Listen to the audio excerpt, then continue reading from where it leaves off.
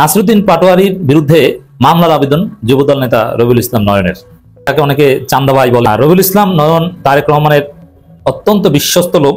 নয়ন সাহেব মামলা করেছেন, মামলার আবেদন করেছেন নাসিরউদ্দিন পাটোয়ারির বিরুদ্ধে। তারেক রহমান জানেন না এটা না, এটা বিএনপির সাংগঠনিক কাজ। এই মামলাটা করেছে বিএনপি যুবদল সাংগঠনিক সিদ্ধান্তে। এখন নাসিরউদ্দিন পাটোয়ারি এই যে নয়নের বিরুদ্ধে বলতেন, কিংবা সালাউদ্দিন আহমেদের বিরুদ্ধে বলেছেন, আমাদের বিরুদ্ধে বলেন, মানে নাসিরউদ্দিন পাটোয়ারির এটা আলাদা একটা ক্যারেক্টার। স্পেশাল অ্যাসাইনমেন্ট দেওয়া হয়েছে এনসিপিতে, এটা যে বিরুদ্ধে বলার কাজটা তুমি করবা। এই কাজ যিনি করেন তার ঝুঁকি রয়েছে এবং তিনি খুব সহজে হিট হতে পারেন, ভাইরাল হতে পারেন। এখন এই পাটোয়ারিরা কি চেয়েছে? তো বিএনপির বিরুদ্ধে এরকম বলবো, বিএনপি নেতাদের ব্যক্তিগত বিষয়ে সত্য মিথ্যা মিশিয়ে আক্রমণ করব, আর ওরা আমার বিরুদ্ধে মামলা করুক, এতেই মজা পারে। মামলা করেছে, এর মধ্য দিয়ে বিএনপি বিরাট রাজনৈতিক ভুল করলো।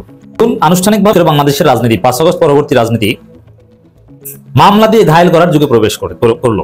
প্রত্যাশা ছিল যে রাজনৈতিক বিরোধ থাকবে, প্রতিযোগিতা থাকবে, কথার লড়াই থাকবে, সংবাদ সম্মেলন করবে, সব ঠিক আছে, কিন্তু কারোর সাথে কেউ মারামারি করবে না। এই আওয়ামী স্টাইলে প্রতিপক্ষকে দমন করার চেষ্টা করা হবে না, যেটা ডাকসুতে শেষ পর্যন্ত প্র্যাকটিস হয়েছে। ডাকসুতে যা হয়েছে কথার মধ্যে সীমাবদ্ধ, অনেক গালাগালি হয়েছে, অনেক কিছুই হয়েছে, কিন্তু কেউ কারো গায়ে হাত দেয়নি। ঢাকা বিশ্ববিদ্যালয়ে প্রত্যেকটা পাবলিক বিশ্ববিদ্যালয়ে ছাত্রদল লিমিট ক্রস করেছে কথাবার্তায়, কিন্তু তারপরও গায়ে হাত দেওয়া বা মারামারির মতো ঘটনা ঘটেনি, কারো বিরুদ্ধে কেউ মামলা করেনি। 5 আগস্ট পরবর্তী রাজনীতির এটা একটা অঘোষিত বন্দোবস্ত ছিল যে প্রতিযোগিতা তো থাকবেই। কিন্তু বিএনপি কি করেছে দেখেন, জামাতের নারী নেত্রীদের উপর টার্গেট হামলা চালাচ্ছে, মসজিদে হামলা করছে, ওয়াজ মাহফিলে বাধা দিচ্ছে, পুরোপুরি আওয়ামী স্টাইল। এবং মামলার কন্টেন্ট গুলো কি দেখেন, যে সুনাম ক্ষুণ্ণ করা হয়েছে, অপবাদ দেওয়া হয়েছে, ইমেজ নষ্ট করা হয়েছে, কটূক্তি করা হয়েছে। এই পরিভাষাগুলো একদম হুবহু আওয়ামী লীগ ব্যবহার করত। যেমন শেখ মুজিব শেখ হাসিনার বিরুদ্ধে কেউ কিছু বললে সাইবার সিকিউরিটি আইনে মামলা করতো। তারা কি ন্যারেটিভ দাঁড় করাতো, যে শেখ মুজিবুর রহমানকে জাতির পিতাকে কটূক্তি করেছে। দেখুন সেম ওয়েতে কটূক্তি, সুনাম ক্ষুণ্ণ এই কন্টেন্ট সামনে এনে বিএনপি মামলার যুগে প্রবেশ করলো। এটা একটা ব্যাড নজির হয়ে থাকবে। 5 আগস্ট পরবর্তী বাংলাদেশে এইসব মামলা টামলাগুলো চলবে না, এগুলো ফাইলটি ছুড়ে লাত্তি দিয়ে ফেলে দেওয়া হবে। হাজারো মামলা করলে কিচ্ছু হবে না নাসিরউদ্দিন পাটোয়ারিদের, বরং তারা আরো হিট হবে। এই যে আকাম নয়নের মাধ্যমে তারেক রহমান করিয়েছে, এর ফলে বিএনপির লক্ষ লক্ষ ভোট কমছে। বিএনপিকে যারা এখন পর্যন্ত আওয়ামী লীগ মনে করে না, তারা আরো জোরালো ভাবে আওয়ামী লীগ মনে করা শুরু করেছে। এবং বিএনপিকে পলিটিক্যালি বেশিং করা আরো উপাদান পেল এনসিপি, যারা তো মামলা করে, ভিন্ন মতের বিরুদ্ধে মামলা করে।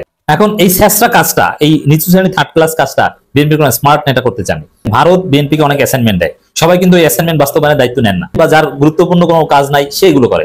যেমন ভারত বিএনপিকে একটা অ্যাসাইনমেন্ট দিয়েছে যে জামাত নিষিদ্ধ চাও, ফারজানা হোসেন আলাল কোথাও নমিনেশন পান না, কোনো দাম টাম নাই, তিনি অ্যাসাইনমেন্টের দায়িত্ব নিয়ে মোটামুটি ভালোই ডলা খেয়েছেন। সালাউদ্দিন আহমেদের বিরুদ্ধে নাসিরউদ্দিন পাটোয়ারি যা বলেছেন, এটা এই নয়নের বিরুদ্ধে যা বলেছেন সেটা আরো বেশি ডেঞ্জারাস। সালাউদ্দিন আহমেদ কিন্তু কিচ্ছু বলেনি, মামলা তো দূরের কথা, তিনি একটু শব্দও করেননি। এটা সালাউদ্দিন আহমেদের স্মার্টনেস, কারণ সালাউদ্দিন আহমেদের বিশাল স্পেস আছে এইসব বিষয় নিয়ে অযথা সময় নষ্ট তার।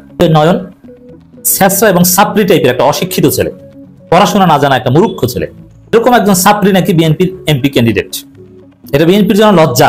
এক সময় সবচেয়ে উচ্চশিক্ষিত লোকজন বিএনপি করতো, সেখানে এরকম মূর্খ ছেলে পান এসে এমপি ক্যান্ডিডেট হতে পারে। হাজী সেলিমের মতো একটা এক্সাম্পল, মমতাজ টাইপের লোক, শুধু চিল্লাইতে পারে, ওর কোন শিক্ষা দীক্ষা এলেম কালাম আছে। এই তর শ্রেণীর থার্ড ক্লাস একটা ছেলে, পুরো ঢাকা দক্ষিণ চাঁদাবাজি স্বর্গরাজ্য কায়েম করেছে, ইশরাকের প্রশ্রয়ে চাঁদাবাজি করছে। এতে বিএনপিকে আরেক ধাপ ডুবালো। এবং তারেক রহমানের আরেকটা নির্দেশ আছে যে জামাতের নারী নেত্রীদের উপর হামলা করো, এটাও বিএনপির অনেকে সাহস পায় না। কিছু ছাত্রী নেতা আছে, তারা তার কর্মীদের মাধ্যমে করায়। কারো পলিটিক্যাল ক্যারিয়ার, বিএনপি ছোট হোক বড় দল হোক, ক্ষমতা আসুক বা বিরোধী দল আসুক, কমপক্ষে 8-10 বছর পর্যন্ত টিকে থাকবে। ভিন্নমত দমনে মামলা করার অ্যাসাইনমেন্ট, ভারতের দালালির অ্যাসাইনমেন্ট, নারী নেত্রীদের উপর হামলার অ্যাসাইনমেন্ট যিনি বহন করছেন, এদের 8 বছরেও কোনো ভবিষ্যৎ নাই। অতএব এটা ভুল করেছে। শারজিজ আলমের বিরুদ্ধে আরেক ছাত্রী আদালত অবমাননার মামলা করেছিল বিএনপি, কিছু হয়েছে। 5 আগস্টের পরে এইসব মামলা দিয়ে কিচ্ছু করা যাবে না। জামাতের আমিরের এক পররাষ্ট্র উপদেষ্টা আরিবাজ এক বাটপার, এ অনেককে হুমকি দিয়েছিল মামলা করবো, কিন্তু এখন এমন অবস্থা, ওই বাটপার রাস্তাঘাটে বেরোলে জামাতের লোকজনই আরে থাপড়াইবে।